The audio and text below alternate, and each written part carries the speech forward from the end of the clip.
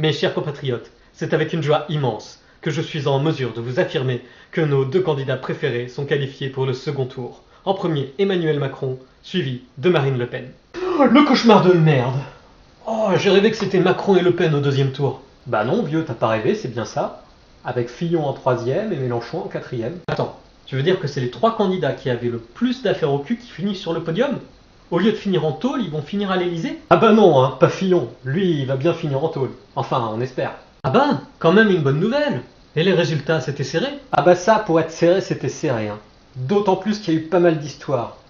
Des mecs qui se sont barrés avec les votes, des bulletins qui étaient pré-remplis au nom de Macron ou au nom de Fillon, des mecs qui se sont retrouvés rayés des listes électorales, comme ça, sans raison, et qui n'ont pas pu voter. En tout cas, maintenant, c'est sûr, il faut faire barrage au FN. Je vois que cette solution. Ah, ce bon vieux front républicain.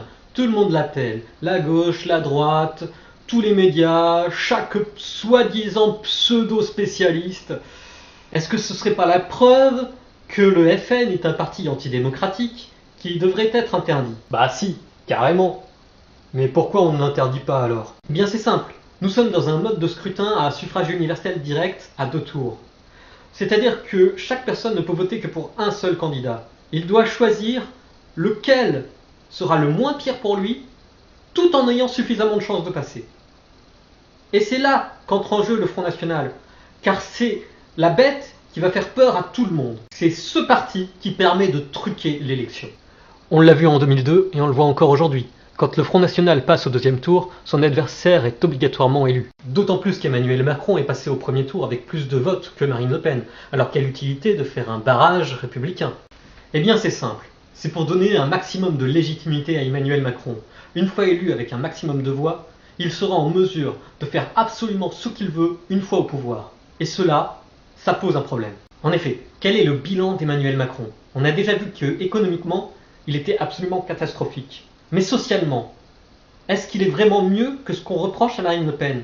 Qu'est-ce qui s'est passé lors de ce dernier quinquennat? On a vu se mettre en place un état d'urgence qui est vite devenu permanent, qui s'est transformé en état policier qui a vu se multiplier un nombre incroyable de bavures. Ouais, tu parles de ce qui s'est passé lors des manifs, et des militants qui se sont fait arrêter, ou alors d'Adama Traoré qui s'est fait tuer. Ah, il y a aussi l'autre là, Théo, il s'est pris une matraque dans le cul. En effet, ça ne s'arrête pas là, car on va délivrer à la police la présomption de légitime défense, soit le permis de tuer, tout en l'équipant d'armes mortelles.